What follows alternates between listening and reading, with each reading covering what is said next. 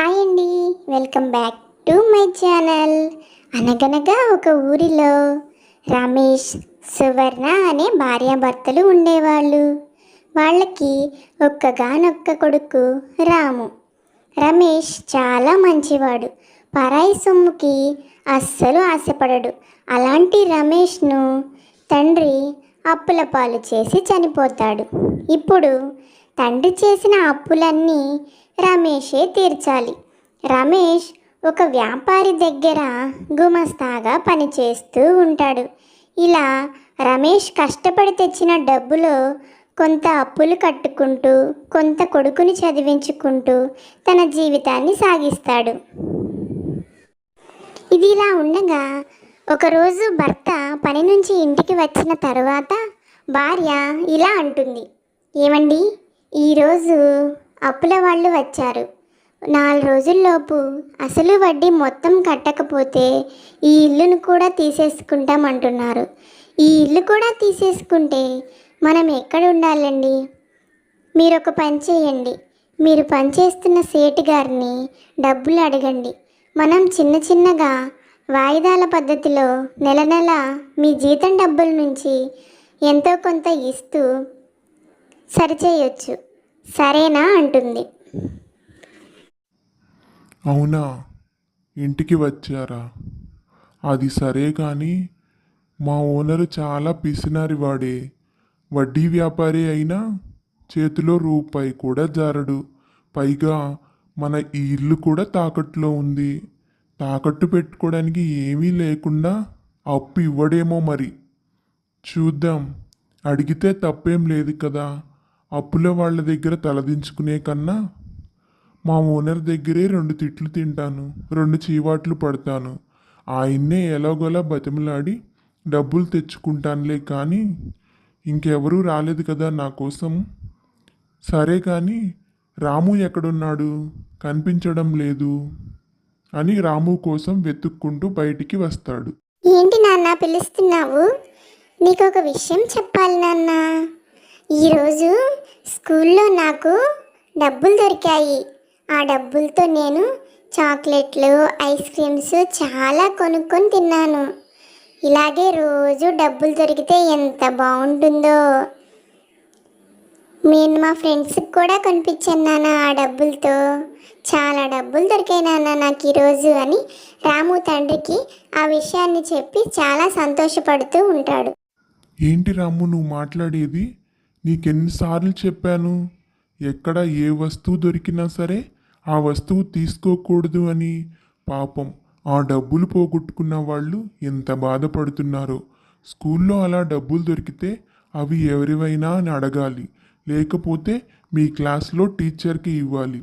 అంతేగాని అవి నీ సొంత డబ్బుల్లాగా అలా ఖర్చు పెట్టకూడదు. పాపం ఆ డబ్బుల కోసం పోగొట్టుకున్న వాళ్ళు ఎంత బాధపడ్డారు. నీకు డబ్బు విలువ తెలియట్లేదు రాము. ఇంకొకసారి కనుక ఎవరి వస్తువైనా సరే, డబ్బులైనా సరే దొరికినవి తీసుకున్నా, పొరపాటున వచ్చినా తిరిగి ఇచ్చేసేయాలి. అర్థమవుతుందా అని కొడుక్కి బుద్ధి చెప్తాడు. ఇప్పుడు సేట్ని డబ్బులు అడిగితే ఏమంటాడు? నమస్కారం సేటు గారు, మీతో ఒక చిన్న పని పడిందండి. నాకు కొంత డబ్బు కావాలి. మా నాన్న అప్పు చేసిన అప్పుల వాళ్ళు 4 రోజులు గడువు ఇచ్చారు. మీ అప్పు నెల నెల నా జీతంలో నుంచి కొంచెం కొంచెంగా తీరుస్తానండి. మీరు దయచేసి నాకు కొంత అప్పు ఇప్పిస్తే నన్ను ఈ ప్రమాదం నుంచి గట్టెక్కించిన వాళ్ళు అవుతారు. మా ఇల్లు కూడా తాకట్టులో ఉంది, మీకు తెలుసు కదా. నా దగ్గర తాకట్టు పెట్టడానికి ఏమీ లేవు.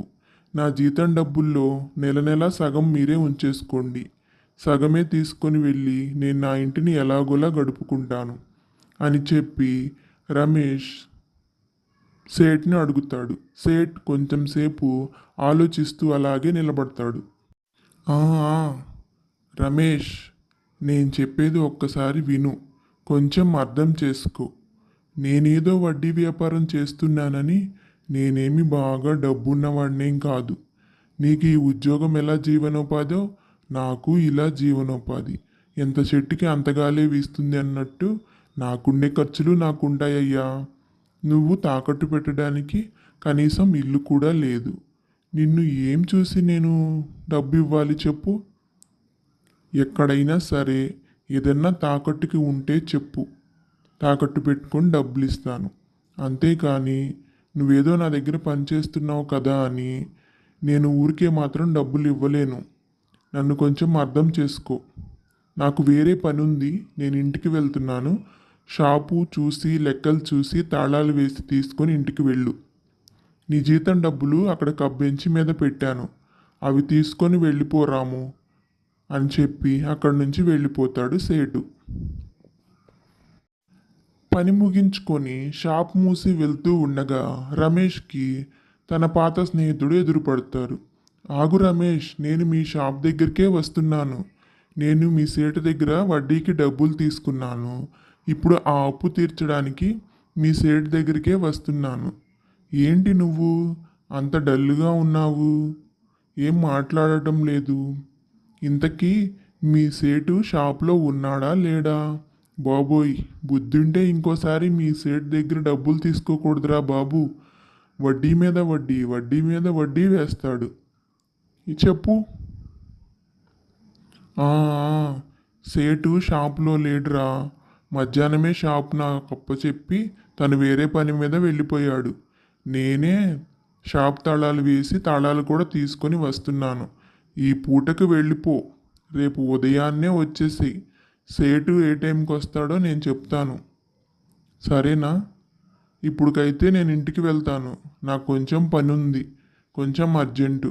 నువ్వైతే వెళ్ళిపో అని తన స్నేహితుడితో చెప్పి రమేష్ ఇంటి దారి పడతాడు. రమేష్ కొంచెం దూరం వెళ్ళేసరికి అక్కడ రమేష్కి డబ్బు కనిపిస్తుంది.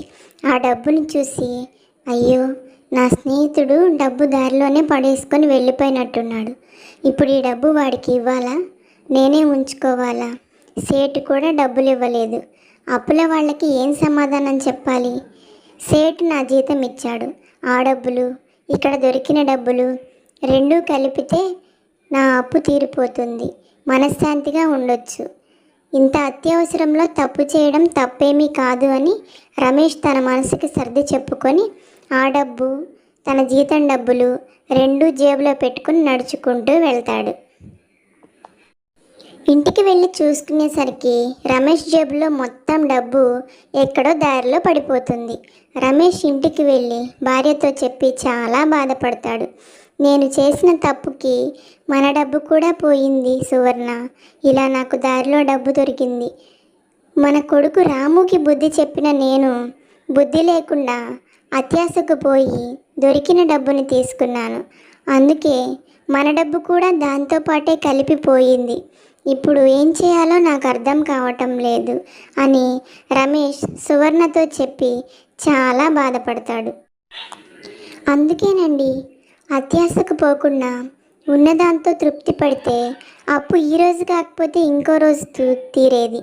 చూసారా, అత్యాశకు పోతే ఉన్నది కూడా పోయింది. దేవుడు ఎప్పుడు మనం తప్పు చేసినా ఆ తప్పుకు ప్రతిఫలం ఖచ్చితంగా ఇస్తాడు. ఇక నుంచి ఇలాంటి తప్పు ఎప్పుడూ చేయకండి అని చెప్తుంది.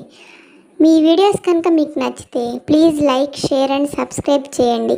ఇంకా మీకు ఎలాంటి వీడియోస్ కావాలో చెప్పండి, కామెంట్ రూపంలో తెలియజేయండి. మా తెలుగు స్టోరీస్ ఛానల్ని ఇంకా ముందుకు తీసుకుని వెళ్ళండి.